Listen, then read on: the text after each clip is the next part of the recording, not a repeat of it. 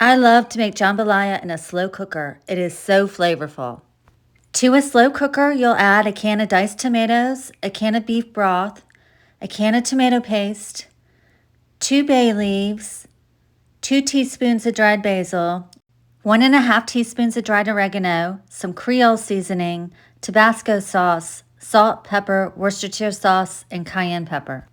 Stir it all up and then add onion, bell pepper, celery, garlic, andouille sausage or kielbasa sausage, and chicken. Cover and cook on low for 4 to 5 hours.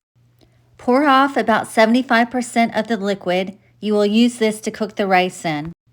Add parsley and shrimp to the crock pot.